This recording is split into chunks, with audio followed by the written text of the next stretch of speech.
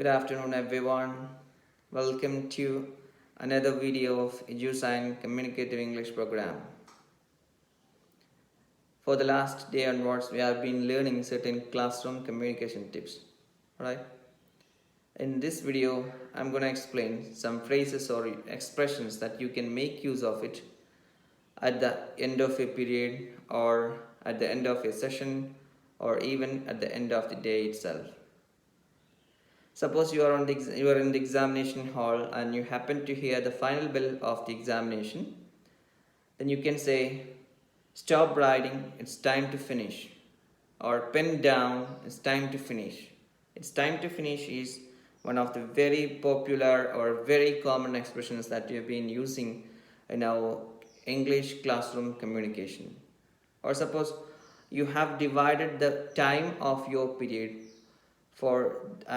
into different segments or different parts. For instance, you have planned the initial 10 minutes for one activity and the next 10 minutes for another activity. Okay, so when you started this lesson, when you started your class, after some time when you check your watch, you have found that the first 10 minutes have finished. Then you could say, "Oh, this is the time for the second activity. It's time to finish the first one. It's time to finish." Okay, I hope you have got the context. Or suppose you have been taking the class with full enthusiasm, with full vigor. Abruptly, all of a sudden, you happen to hear the bell for the period.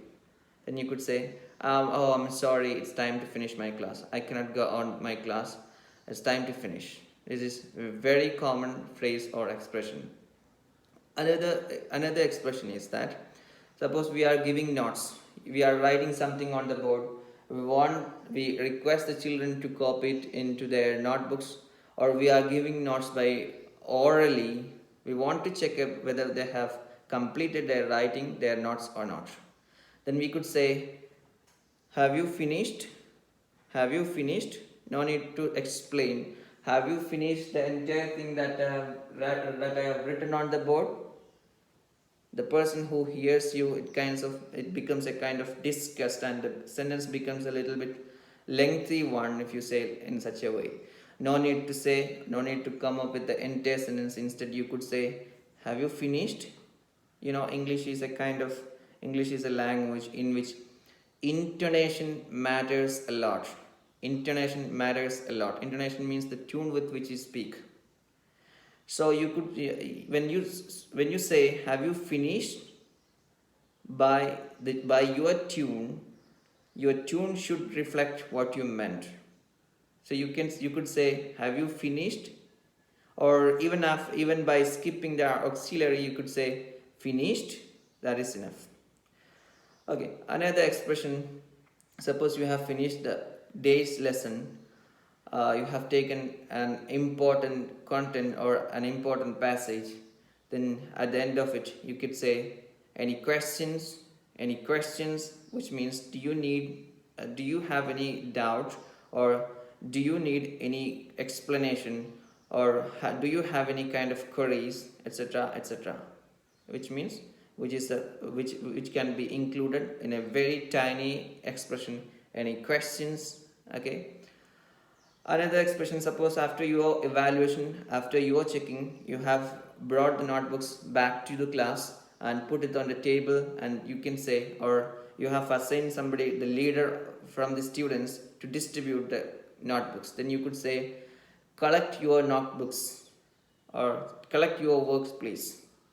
This is the expression.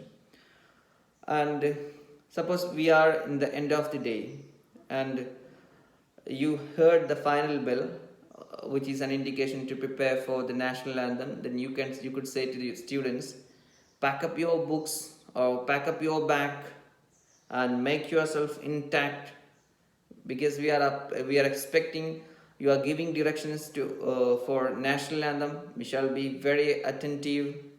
Pack up your books." Or another expression, "Are your desks tidy?" Tidy means neat and clean. Are your desks tidy?